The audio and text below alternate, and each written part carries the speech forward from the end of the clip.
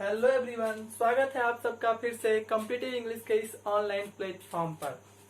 आइए सीधे चलते हैं क्लास की ओर और शुरू करते हैं आज का टॉपिक। डियर स्टूडेंट्स, आज मैं आप सबको पार्ट्स ऑफ स्पीच के बारे में बताऊंगा।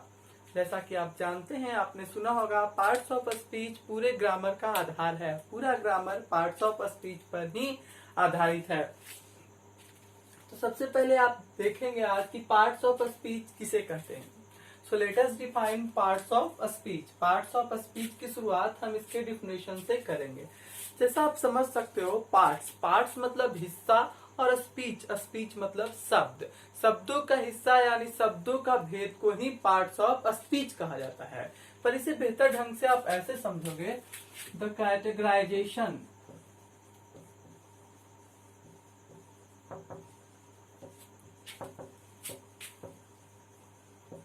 of words as per the categorization of words as per their use or application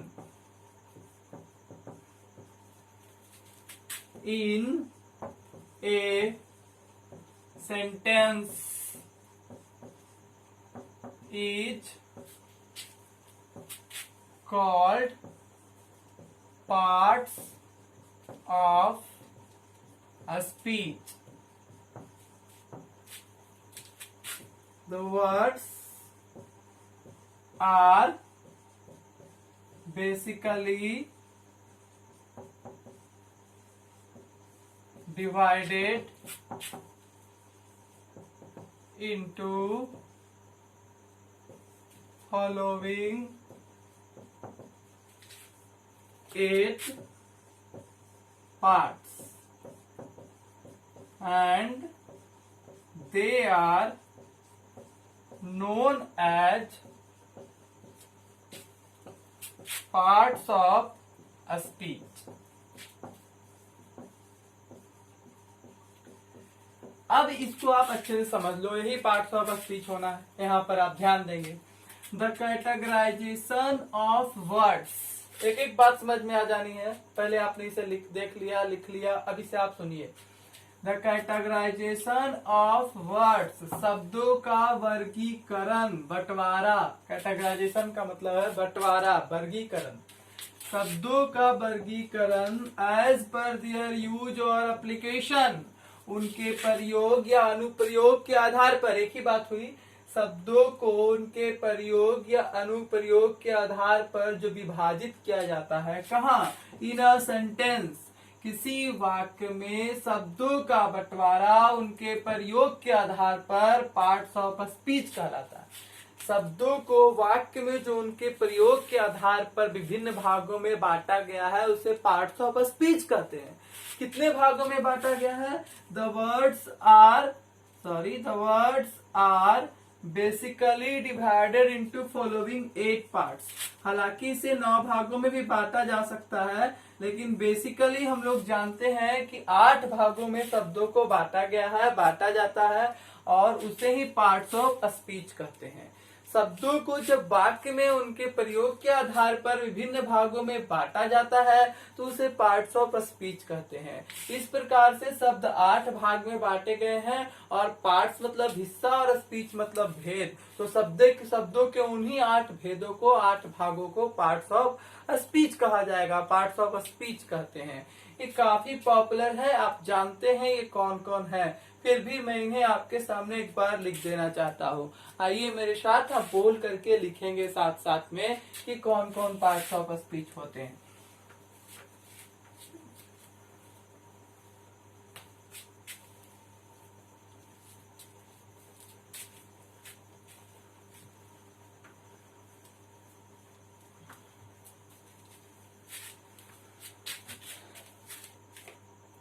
बाबू ध्यान दो, पार्ट्स ऑफ स्पीच में पहले कौन आएगा? राइट, नाउन आएगा। हाँ, नाउन को हिंदी में क्या कहते हैं? संज्ञा कहते हैं।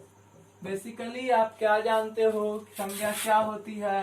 तो आपको शॉर्ट में और कंसाइज में ही जाना है कि naming words are called nouns, यानी नाम बताने वाले जो भी शब्द होंगे वो नाउन कहलाएंगे या नाउन कहे जाएंगे। फिर इसे बहुत डिटेल में पढ़ना है, पर इतना भी जानना है कि संज्ञा वह शब्द है जो किसी का भी नाम बताए, व्यक्ति, वस्तु, स्थान, कार्य, पेशा, अवस्था, स्थिति, खेल कूद, एक्टिविटी, कुछ भी कैसा भी नाम है तो संज्ञा होगी। ये हो गई। दूसरा आपका आ गया प्रोनाउन। प्रो का मतलब होता है, प्रो एक प्रीफिक्स है, प्रो का मतलब होता है फोर। प्रोनाउन मतलब फोर नाउन, जो नाउन के बदले आए उसे सर्वनाम यानी कि प्रोनाउन कहा जाएगा। तो आप इसको यहाँ पर समझ लो कि फोर नाउन इज प्रोनाउन, जो नाउन के लिए आता है, नाउन के बदले आता है, नाउन के स्थान पर आता है, वही कहलाता है प्रोनाउन।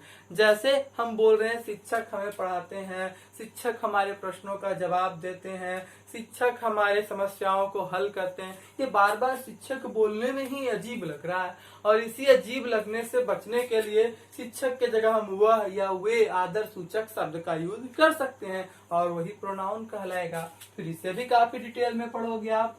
तीसरा भाग जो आपका है वो वर्ब है। ग्रामर का सबसे महत्वपूर्ण भाग वर्ब साबित होता है। एग्जाम में सबसे ज्यादा सवाल वर्ब से बनते हैं, और वर्ब का अर्थ होती है, वर्ब तो जानते हैं आप, क्रिया। ऐसे तो आप समझ सकते हो verb is a doing word, लेकिन और भी बातें हैं जो आप वर्ब पढ़ेंगे तब क्लियर होगी। एक इतना भी जान सकते हैं कि काम करने वाला शब्द जो वाक्य में जो किसी काम को करेगा, किसी एक्शन या एक्टिविटी को दर्शाएगा, वो मेरा वर्ब हो जाएगा। तो verb is a doing word, किसी भी वाक्य में काम करने वाला शब्द मेरा वर्ब होगा। 3 हो गए ना। 3 के बाद नंबर 4 में हम चर्चा कर रहे हैं एडजेक्टिव की। इसको एडजेक्टिव पढ़ते हैं। एडजेक्टिव का अर्थ होता है विशेषण। विशेषण क्या होता है? What is adjective? विशेषण किसे कहते हैं? जो संज्ञा और सर्वनाम की विशेषता बताए। Qualifying words are called adjectives. और एडवर्ब भी हो सकते हैं, लेकिन अभी हम एडजेक्टिव की चर्चा कर रहे हैं क्योंकि सिर्फ संज्ञा। तो जो क्वालिफाई करता है किसको? नाउन क्वालिफाइज ए नाउन और प्रोनाउन। इसका काम है किसी नाउन या प्रोनाउन की विशेषता बताना। तो जो किसी नाउन या प्रोनाउन को क्वालिफाई करे उसे आप एडजेक्टिव कहोगे। जैसे ए नाइस आंसर, अच्छा सुंदर जवाब। कैसा जवाब? सुंदर जवाब। ए बैड सिचुएशन, खराब परिस्थिति। कैसी परिस्थिति? खराब परिस्थिति। तो यहाँ परिस्थिति के बारे में या आंसर के बारे में आप अतिरिक्त या विशेष बता रहे हो, और जो संज्ञा सर्वनाम के बारे में विशेष बताएगा वो वाला पार्ट हमारा एडजेक्टिव हो जाएगा। अब ये आ गया। इसके बाद आते हैं एडवर्ब। एडवर्ब क्या होता है? एडवर्ब को हिंदी में हम क्रिया विशेषण बोलते हैं। क्रिया विशेषण नाम से तो लगता है कि ये क्वालिफाई करेगा किसको? वर्ब को, क्रिया की विशेषता बताएगा, लेकिन ऐसा नहीं है। नाउन या प्रोनाउन छोड़ के या किसी भी पार्ट्स ऑफ स्पीच की विशेषता बता सकता है। ये एक एडजेक्टिव का विशेषता बता सकता है ना, या फिर एक वर्ब की विशेषता बता सकता है, या फिर दूसरे एडवर्ब की भी विशेषता ये बता सकता है। जब आप सेंटेंस अरेंजमेंट बनाओगे तो इसकी बहुत जरूरत पड़ेगी। बैंक में इसके काफी एरर्स आते हैं। इसके एरर्स थोड़े जटिल होते हैं, तो इसको पढ़ना जो है ना, बड़े बड़े वाक्यों को सही क्रम में सजाने के लिए एडवर्ब की जानकारी रखनी बहुत जरूरी हो जाती है। और ये काफी इंटरेस्टिंग चैप्टर है, इसको पढ़ने में बहुत मजा आएगा। इसमें double negative, inversion, split infinitive, ऐसे कई सारी चीजें हैं। नो नॉट में अंतर, बहुत सारी इंटरेस्टिंग चीजें हैं जिसके जवाब आपको एडवर्ब पढ़ते समय मिल जाते हैं। तो ये एडजेक्टिव की विशेषता बताता है बाबू, वर्ब की भी बताता है, दूसरे एडवर्ब की भी विशेषता बता सकता है, कभी कभी तो ये कंजंक्शन को भी क्वालिफाई कर देता है, और इतना ही नहीं, कभी कभी तो एडवर्ब प्रीपोजिशन को भी क्वालिफाई कर देता है। नाउन प्रोनाउन छोड़ के ये खुद किसी को नहीं छोड़ता। तो जो हर किसी की विशेषता बताए, नाउन प्रोनाउन को छोड़ के बाकी सबका जो विशेषता बताए, उसी को हम बोलते हैं एडवर्ब। इसका एप्लीकेशन बहुत बड़ा है और ये बहुत यूजफुल साबित होगा। तो अब तक हमने पहला नंबर में नाउन देखा, दूसरा में प्रोनाउन आ गया, तीसरा में वर्ब आ गया, fourth one is adjective, fifth one is adverb. अभी भी हमें 3 और देखने हैं, तो लेट अस सी और आगे देखा जाए। अब हम चर्चा करेंगे फिफ्थ और सिक्स्थ वन में हम चर्चा करने वाले हैं कंजंक्शन या प्रीपोजिशन की। तो आइए हम देखते हैं।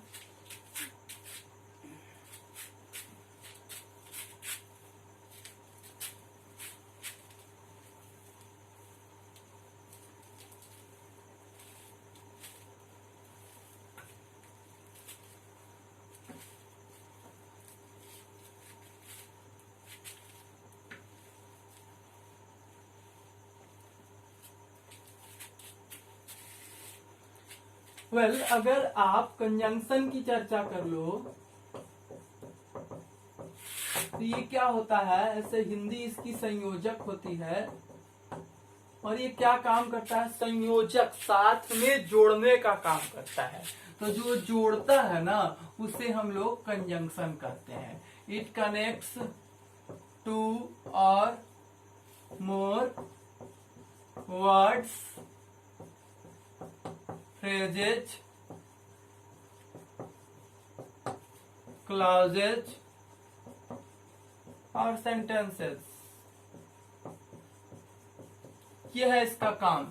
ये बस 2 चीजों को आपस में लाकर जोड़ देता है, प्लस के तरह काम करता है। और कभी कभी ये जो है सो वर्ड्स को जोड़ता है, तो कभी फ्रेज को भी जोड़ता है, कभी क्लाउज को जोड़ता है, कभी सेंटेंस को जोड़ता है, छोटी चीजों को भी जोड़ता है, बड़ी चीजों को भी जोड़ता है। तो आप पढ़ोगे कि जो जोड़ने का काम करता है ना, पार्ट्स ऑफ स्पीच, 2 पार्ट को जो आपस में जोड़ देता है, वो कनेक्टर की तरह काम करने वाला पार्ट हमारा क्या कहलाता है, कंजंक्शन। कंजंक्शन के बाद प्रीपोजिशन, हमारा अगला जो हिस्सा है ना जो हमें पढ़ना है बाबू, वो है प्रीपोजिशन। सही सुन रहे हो आप, प्रीपोजिशन मतलब विभक्ति होती है। प्रीपोजिशन को हम संबंध सूचक अव्यय भी कह सकते हैं, या प्रीपोजिशन को हम विभक्ति भी कह सकते हैं।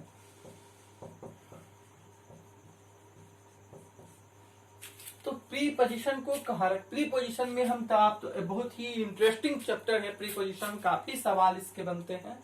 कहते हैं ना, प्री मतलब पहले, पोजीशन मतलब स्थिति। नाउन या प्रोनाउन के पहले आकर जो उनकी स्थिति को बताता है, उसे ही हम प्री पोजीशन कहते हैं। जैसे ना, जब आप बोलते हो इन द रूम, तो रूम के पहले आकर या किसी चीज की स्थिति को बता रहा है। जैसे I am in the room, मैं कमरे में हूँ, तो मेरी स्थिति रूम में कौन बयां कर रहा है, ये इन बयां कर रहा है। The book is on the table, table पर बुक है, बुक की पोजीशन कौन बता रहा है, ऑन, उसके पहले आकर के। तो जो नाउन या प्रोनाउन के पहले आकर उसकी पोजीशन बताया, उसे प्री पोजीशन कहते हैं। इसको विभक्ति या संबंध सूचक अव्यय भी कहा जाता है।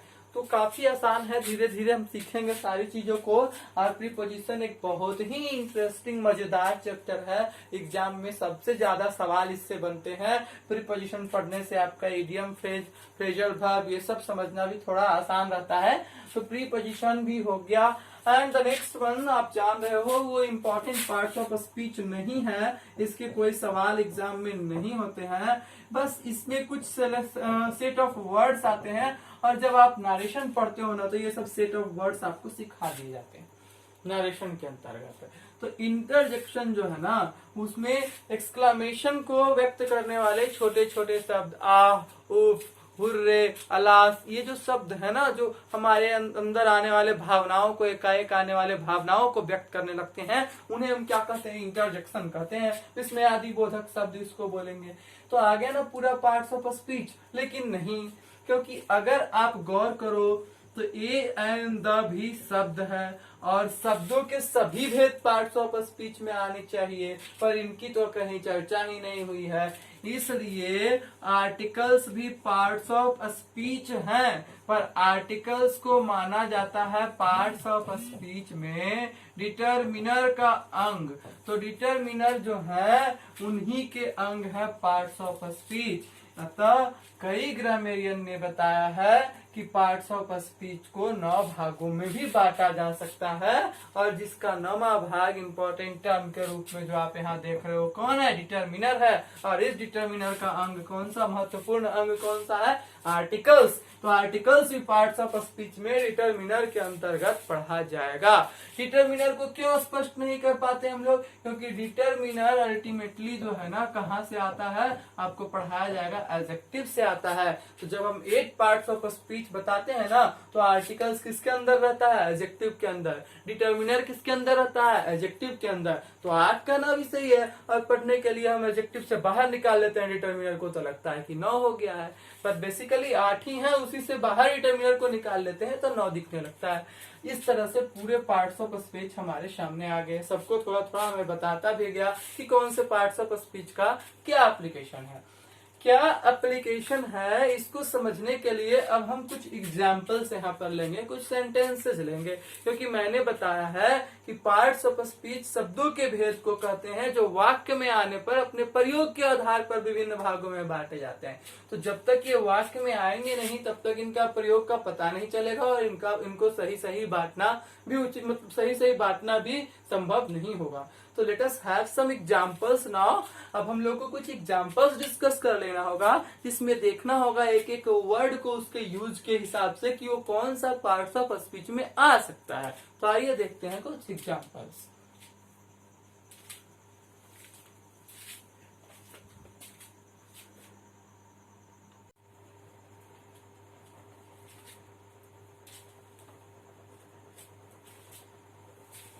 अब ना इन एग्जाम्पल्स को देखने के बाद एकदम क्लियर हो जाएगा आपके लिए कि कैसे पार्ट्स ऑफ स्पीच सेंटेंस का अंग है, या सेंटेंस के words he parts of speech को समझने के सबसे सही माध्यम है। तो आइए करते हैं एग्जाम्पल्स यहाँ पर। जैसे ये देख लो, आप लिखा है, क्या पढ़ रहे हो, China is under estimating India. Under estimate का मतलब होता है कम आंकना, कम समझना। तो चाइना कम समझ रहा है, कम आंक रहा है इंडिया को। चाइना मतलब क्या, एक देश, देश का ये नाम है, और मैंने आपको थोड़ी देर पहले बताया सभी नाम नाउन होते हैं, तो चाइना क्या हुआ, नाउन। और इसी तरह इंडिया भी एक देश का नाम है, तो इंडिया भी तो नाउन ही हुआ, ये दोनों नाउन है। डूइंग वर्ड जो काम करने वाले शब्द होते हैं वो वर्ब होते हैं। क्या कर रहा है चाइना, अंडर एस्टिमेट कर रहा है। अंडर एस्टिमेट मतलब कम समझना, तो ये काम हुआ ना, और जो काम होता है वो क्या होता है, वर्ब। बेसिक क्लास में हमने आपको जितने हेल्पिंग वर्ब है उनको पहचानना सिखाया था। तो is, am, are, was, were, has, have, ये सब आपको समझ कर याद रखना है कि ये तो वर्ब होते हैं भाई। इसके लिए आपको मतलब ज्यादा देर नहीं लगेगी, देखोगे और पहचान जाओगे। ऐसा ट्रिक दिया था मैंने आपको, लिखाया था, पढ़ाया था। तो यहाँ पर इज वर्ब है। आगे अगला सेंटेंस देख लेते हैं भाई। We believe in God. We मतलब हम लोग विश्वास करते हैं भगवान में।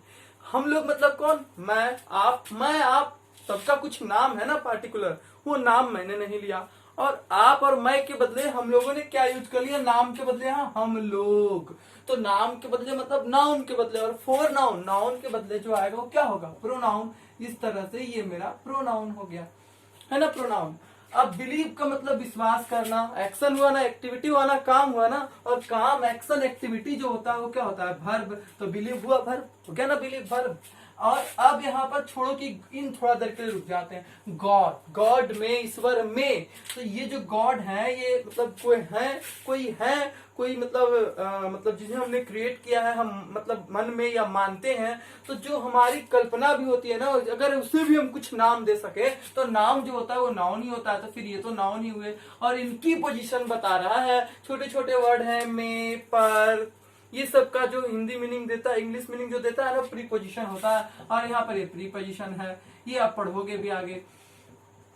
फिर आप देखते हो पीपल इन पटना, फिर से देखते ही समझ जाना है। छोटे छोटे कुछ प्रिपोजिशन बहुत लिमिटेड है, उन्हें पढ़ने के बाद आप पहचानने लगोगे, याद रहने लगेगा। और अभी आप देख रहे हो, अभी तुरंत ही रिपीट हो गया, इन प्रीपोजिशन था, यहाँ भी प्रीपोजिशन ही होगा। ये आपको पहचानना है, धीरे धीरे इसके साथ हैबिट डेवलप करनी है। पटना क्या है भाई, पीपल क्या है, पीपल मतलब लोग, एक समूह को बोलेंगे। और जो नाम होता है वो नाउन, तो पीपल हमारा नाउन हो गया, प्लरल नाउन हुआ। और पटना एक जगह का नाम है, नाम तो ये भी है ना, तो ये भी नाउन हुआ। हैव मैंने याद कर रखा है, आपको बताया भी है, वो हैव तो हेल्पिंग वर्ब है, मतलब ये वर्ब हो गया। और ये बाइकॉट का मतलब होता है बहिष्कार करना, किसी चीज का त्याग करना, बहिष्कार करना, विरोध करना। तो बहिष्कार करना एक एक्शन हो गई, एक्टिविटी हो गई। और आपने पढ़ रखा है एक्शन या एक्टिविटी होंगे वर्ब, तो ये वर्ब हुआ। बॉलीवुड एक इंडस्ट्री है, उसका नाम हो गया, उद्योग का नाम हो गया। और पुनः से नाम क्या होगा, नाउन। एक चीज आप गौर करो कि सबसे ज्यादा बार आप देखो, बार बार आप जब वाक्य बनाते हो तो नाउन या प्रोनाउन की जरूरत पड़ती है, क्योंकि वाक्य में मुख्य रूप से सब्जेक्ट और वर्ब तो होते ही हैं। और वर्ब का इंपॉर्टेंस तो समझ में आ ही रहा है, और सब्जेक्ट और ऑब्जेक्ट का काम तो नाउन या प्रोनाउन ही करते हैं। इस तरह से आपको समझ में आ रहा होगा कि कौन कौन सी चीजें पार्ट्स ऑफ स्पीच में कितनी इंपॉर्टेंट बनी है। Sushant was a successful actor, Sushant एक सफल अभिनेता थे। सुशांत क्या है, नाम है, नाम क्या हुआ, नाउन। एक्टर क्या है, एक्टर एक पेशा का नाम है, ये भी नाउन ही है। हाँ, ये बहुत सारे लोगों का बोध कराता है, पूरी जाति का, ये पर्टिकुलर का, लेकिन है तो नाम ही, तो ये भी नाउन हुआ। इन चीजों को हम नाउन में डिटेल से पढ़ रहे हैं, पढ़ेंगे। वाज क्या है, वाज एक वर्ब है, हमने याद कर रखा है, वाज हेल्पिंग वर्ब है। और यहाँ पर ए जो दिख रहा है ना, ए आर्टिकल है, तीन आर्टिकल होते हैं, एक ए, एक दूसरा एन और तीसरा द। मैंने बताया है आर्टिकल एडजेक्टिव होते हैं, पर आप इन्हें डायरेक्टली आर्टिकल ही लिख लो, समझने में आसानी होगी। कैसे एक्टर थे, सक्सेसफुल एक्टर, सक्सेसफुल मतलब सफल। कैसा एक्टर, सक्सेसफुल एक्टर। एक्टर के बारे में विशेष जानकारी दिया, तो ये क्या बना, एडजेक्टिव, क्योंकि जो संज्ञा है सर्वनाम के बारे में विशेष बताया वो विशेषण होगा। समझ में आ रहा है? थोड़ा सा ध्यान से किया होगा ना सेशन अभी आपने शुरू से क्लास का, तो बिल्कुल समझ में आ रहा होगा। अभी आप देखो, you and I know it well. You कौन, आप, आपका कुछ नाम होगा। आई कौन, मैं, मेरा नाम है। तो आप जान रहे हैं यहाँ पर यू एंड आई का नाम है, पर वो नाम नहीं आया, उसके बदले यू आया और आई आया। तो यू भी प्रोनाउन और आई भी प्रोनाउन, राइट हो गया ना प्रोनाउन। समझ में आ रहा है? बिल्कुल आएगा, है ना। रेगुलर सेशन करो, अभी कोर्स शुरू ही हुआ है, पूरा समझ में आएगा। इसके पहले बस बेसिक हुआ है, और आज आप पार्ट्स ऑफ स्पीच देख रहे हो, बस अब आगे बढ़ते चले जाएंगे, पीछे नहीं आना। यू और आई को जोड़ा कौन, एंड। तो एंड क्या हो गया, कंजंक्शन, क्योंकि मैंने बताया जो कनेक्ट करे वो क्या होता है, कंजंक्शन होता है। नो मीन्स जानना, जानना क्या है, एक्शन, एक्टिविटी। और एक्शन या एक्टिविटी आप याद कर लियो क्या है, बस इतना रिपीट होगा ना कि आपको आदमी हो जाएगा, है ना। अब देखो, इट मतलब यह मतलब कुछ होगा, कोई वस्तु होगा। अरे भाई वस्तु है तो क्या है, कुछ पता तो चले, उसका नाम तो आपने बोला ही नहीं, नाम नहीं बोला, मतलब आप उसके बदले कोई शब्द लेकर आए हो, और इसलिए क्या हो गया, प्रोनाउन, नाउन के बदले आया, वस्तु के बदले आया। इस पर जरा ध्यान देना भाई समझने के लिए। वेल, वेल मतलब अच्छे से। You and I know it well, आप और मैं इसे जानते हैं अच्छे से। कैसे जानते हैं, अच्छे से। कैसे जानते हैं, अच्छे से। जानने के बारे में विशेष बता रहा है। जानना क्या है, वर्ब, और जो वर्ब के बारे में विशेष बताएगा वो क्या होगा, एडवर्ब। सोचो कि आपने कुछ नहीं पढ़ा है, तब इतना अच्छा समझ में आ रहा है। एक एक चैप्टर पढ़ने के बाद आप सेंटेंस को सेंटेंस नहीं, छोटे छोटे वर्ड के रूप में देखने लगेंगे, और ग्रामर इजी हो जाएगा। इसी को बोलते हैं स्ट्रक्चर्ड अप्रोच। ऐसा नहीं कि बस आए और शुरू हो गए जहां मन वहां से, वो तरीका हानिकारक है। The tortoise ran slowly but it won the race। काफी पॉपुलर कहानी है, सबको पता है। कछुआ धीरे धीरे दौड़ा लेकिन यह रेस जीत गया।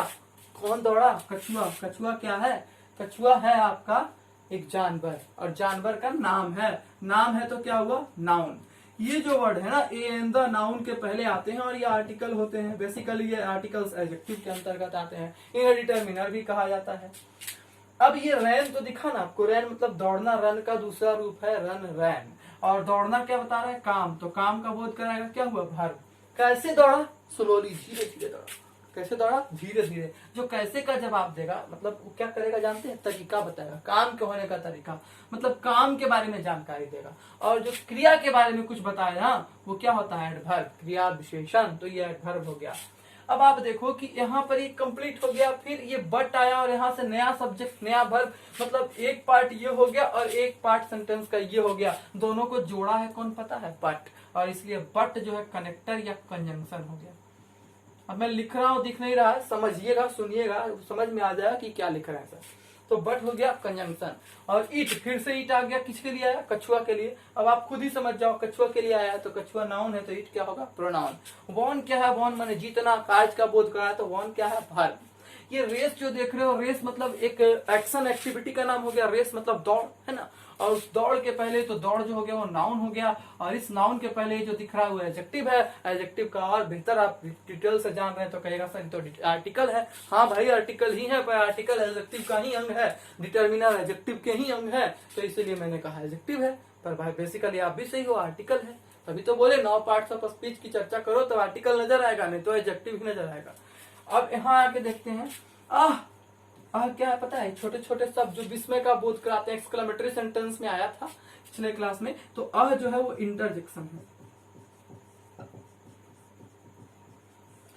ये सारे सब नारेशन में कलेक्ट करके पढ़ने में भी, मतलब हम लोग समझा चुके हैं, हम लोग सब आदमी, हमारा नाम है, लेकिन हमारे लिए एक शब्द अलग से आ गया, ये प्रोनाउन होगा, नाउन के बदले आया। थोड़ा देर, सचमुच में रिग्रेट, सचमुच में अफसोस करते हैं। कैसे अफसोस करते हैं, सचमुच में। कितना अफसोस करते हैं, सच में, सचमुच में अफसोस करते हैं। मतलब ये रियली जो है ना, हम लोग पर नहीं, हमारे काम पर अफसोस करने का काम सच में हो रहा है, यानी काम के बारे में बता रहा है। और काम क्या है, रिग्रेट करना, अफसोस करना। काम मतलब ये क्या हो गया, वर्ब, और इसके बारे में ये बता रहा है, तो समझ लो ये क्या होने वाला हमारा एडवर्ब, यानी एडवर्ब है, होने वाला नहीं है। और ये देखो, हम लोग सचमुच में अफसोस करते हैं the death of Indian soldiers at LAC। LAC पर चीन और इंडिया के बॉर्डर पर होने वाले सिपाहियों के मौत का हम लोग अफसोस करते हैं। तो we really regret the death. Death मतलब मृत्यु। मृत्यु क्या है, घटना है, घटना का नाम है, तो नाम है तो क्या हुआ, नाउन। इसको तो पहचान ही गए आप, आर्टिकल ही बोल लो भाई, जैसे अच्छा लगता है, लेकिन जानकारी रखो कि आर्टिकल एडजेक्टिव से आए हैं, उन्हें डिटरमाइनर के अंतर्गत रखा गया है। और अब ऑफ याद रखना, जैसे इन याद रखो, ऑफ क्या है, प्रीपोजिशन हो गया। फिर आगे बढ़ते हैं, इंडियन सोल्जर्स एट LAC, फिर ये भी याद रखना, एट क्या है, प्रीपोजिशन, ये भी पोजीशन बता रहा है, ऑफ भी पोजीशन बता रहा है। प्रीपोजिशन संबंध बताते हैं, पोजीशन बताते हैं, कभी कभी अधिकार बताते हैं। तो प्रीपोजिशन पढ़ने के बाद वो ज्यादा क्लैरिटी आएगी, लेकिन अभी आप पहचान सकते हो छोटे छोटे शब्दों को। एट प्रीपोजिशन है, LAC एक बॉर्डर का नाम है, चीन और इंडिया के बीच के बॉर्डर का, और ये आपका जो है लाइन, ये आपका हो गया नाउन हो गया, नाम होने के कारण। अब यहाँ जो देख रहे हो सोल्जर्स, सोल्जर्स मतलब सिपाही, ये एक पद का नाम है ना, एक पोजीशन का नाम है जो दिया जाता है हमारे सिपाहियों को, ये मिलता है। तो ये आपका जो सोल्जर्स हो गया, आदमी के ही पोजीशन का नाम हो गया, और इस कारण से, नाम होने के कारण से हम कहेंगे कि ये तो नाउन है। अब यहाँ पर आप देख लो, कुछ भी बच गया क्या, हाँ बच गया, इंडियन। कैसे सोल्जर्स, भारतीय सोल्जर्स। कैसे सैनिक, भारतीय सैनिक। सैनिक को, सैनिक के बारे में विशेषता बता रहा है, सैनिक क्या है, नाउन, तो ये क्या होगा, एडजेक्टिव। आपको हमने कुछ भी अभी नहीं पढ़ाया है, सिर्फ पार्ट्स ऑफ स्पीच को डिफाइन करा है, और उसी के बदौलत आप देख सकते हो सेंटेंस एकदम एकदम स्प्लिट हो गया, एकदम छोटे छोटे टुकड़े में। अब जो सेंटेंस को ऐसे पढ़ेगा क्यों नहीं इसकी हिंदी कर लेगा, बड़े बड़े सेंटेंस को क्यों नहीं तोड़ लेगा, क्यों नहीं सेंटेंस के हर पार्ट पर वो विचार करके देख लेगा कि कहाँ किस वर्ड का गलत तरीके से प्रयोग किया गया और वहां एरर ढूंढ लेगा। तो यहाँ पर आप सारे फंक्शंस को पढ़ोगे परिचित होकर के, हर चैप्टर में हर एक पार्ट्स ऑफ स्पीच पर कमांड होगा, उसके फंक्शंस, उसके यूजेस के बारे में आप जान सकोगे। और इसी को लेकर के अब हम आगे चलते हैं। This is all parts of speech के बारे में। पार्ट्स ऑफ स्पीच के बारे में सब चीज मिस्ट्री है, आपको क्लास करते रहना होगा। अगले क्लास में मैं लेकर पार्ट्स ऑफ स्पीच यही खत्म होता है, और आगे के क्लास में मैं आपके लिए लेकर के आ रहा हूँ फिर से एक नया टॉपिक और नया चैप्टर। इसी पार्ट्स ऑफ स्पीच में से नया चैप्टर अब कल हम लोग शुरू करेंगे। बने रहिए मेरे साथ YouTube पर, मेरे channel Gopal English classes Nawada पर, और जरूर सब्सक्राइब करें। अगर आपको अच्छा लग रहा है चैनल तो आप इसे सब्सक्राइब करें। मुझे अच्छा लगता है जब मेरे सब्सक्राइबर्स बढ़ते हैं, मुझे अच्छा लगता है जब आप वीडियो पर कमेंट्स करते हो, कोई सवाल पूछते हो और इसे लाइक करते हो, और जहां तक हो तो अच्छा लगे तो शेयर भी करें। मिलते हैं अगले क्लास में। That's all, thanks for watching, bye bye.